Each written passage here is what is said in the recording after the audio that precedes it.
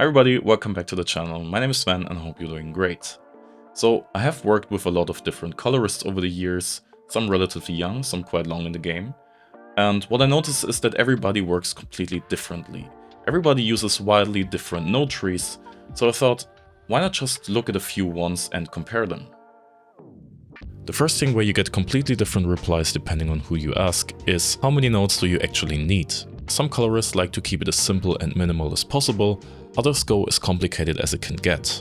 So what are the benefits of either side? Oh, and by the way, a lot of that is about the order of operations in Resolve, so you might want to watch my video on this topic first so you have an easier time understanding the concepts. But let's begin. Example number 1. The first node tree, super simple, just 6 nodes. He starts with a conversion LUT or a show LUT on node 5, and does his exposure and white balance adjustments in node 2. So now there's one node before reserved for things like noise reduction or animations, and node 3 and 4 can be used for a power window or a key. If he needs, he can do some final adjustments in node 6, and that's it. Most of the grading consists of just balancing the shots to each other and maybe brightening a face here and there, or skewing a hue with the curves or color warper. But overall, there's not a lot going on. It's probably focused on speed and not staying too long on every shot, and if necessary he can always add a note or two here and there, but overall it's extremely minimalistic. Example number 2. This colorist wants to work with his fixed node tree no matter what. He has one node prepared for every possible scenario, maybe some already pre-built nodes ready to be turned on. Those could include vignettes and qualifiers. He's able to instantly turn on a skin key that he set up beforehand, for example. The problem here is that he can't add any new nodes when he needs to.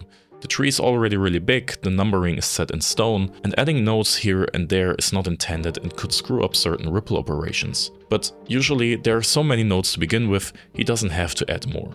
Example number 3. This colorist has worked with layer-based softwares his whole life before he switched to DaVinci Resolve. All of his operations are set up in serial, so he knows exactly what comes where. He tries to keep a simple mindset about the operations and manipulates the signal in a straightforward way. Example number 4. This colorist, on the other hand, is in love with parallel mixers and does almost nothing in serial, as she believes that taking an input from the source would give her better quality. This of course is not necessarily true, but surely it makes sense to have certain operations applied in parallel instead of serial. However, the opposite is true as well. Now let's look at the pros and cons of each node tree and also talk about the color management while we're at it. The simple node tree for sure has the benefit that it's super easy to read and understand. It is focused on speed, the colorist respects what the camera captured and is actively going against extreme relighting or reshaping. He literally says, that's it. The problem here is that whenever he needs more than his 6 nodes, and I can guarantee you this will happen sooner or later, he has to add new nodes. He can't really use any of the ripple operations in Resolve and is also somewhat limiting himself by what kind of looks he is able to create. Next colorist is prepared for light shaping, lots of power windows and qualifiers. He has a pre-built node for everything. He can easily ripple nodes across and know exactly what he did where. His problem is mainly that on 95% of the shots he wouldn't need such a complex node tree. Most of the nodes are either empty or turned off. He also constantly needs to drag the node tree into the view because Resolve's UI sometimes is just not the best. His color management, on the other hand, has a bunch of problems. His IDT is on the first node, so far so good, but the ODT is placed on a clip level and not as the last node. How's that an issue, you might ask? If you watched my video about aces for Netflix, the link is in the video description, you might know what my concerns are. Grading after the ODT is simply a bad idea when working color managed, as you're now grading in a display referred state. If you were to change this ODT for another one, your corrections would simply not work anymore. Also, it is incredibly complicated to change the ODT in a node on the clip level for every clip on the timeline. Now, colorist number 3 places his nodes in serial, which makes it easy to follow along. It is somewhat limiting, however.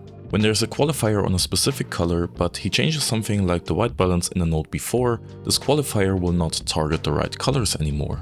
This is an example of what I meant earlier when I said it is beneficial when some operations are applied in parallel. Speaking of parallel, our last colorist uses only parallel nodes and also applies texture operations this way, which you should absolutely never do if you don't want to screw up the image. The way Resolve processes parallel nodes can create the weirdest artifacts when you use operations like blurs. As an example, just look at what it does when you first blur an image and then reduce the contrast in a second parallel node. This is a simplified version, but I guess it gets the point across. Even with tools like midtone detail, texture pop and also grain and halation, This can create similar problems, maybe way more subtle, but therefore also way more difficult to spot on most shots, until it really screws up in an edge case. So to prevent this, you better just never use texture tools in parallel. I actually once worked with a colorist who did something like this, and therefore created the weirdest kinds of banding that was not fixable afterwards. You don't want to run into this situation. So as I said earlier, everybody works differently, and that's totally fine. We often get too focused on the perfect workflow or the perfect node tree that we forget it's not about the work, it's about the art we create. The audience does not see the node tree, they see the film. But of course, if we can make our lives easier and more efficient, the result will show this quality too. So that's it for today. If you like this kind of comparison, we can do another video in the future. Let's have a discussion about your node tree under this video, and let me know in the comments down below which of the colorists in this video you are. So thank you for watching. If you want to support the channel, please consider subscribing to not miss out on upcoming episodes. And until then, see you in the next video.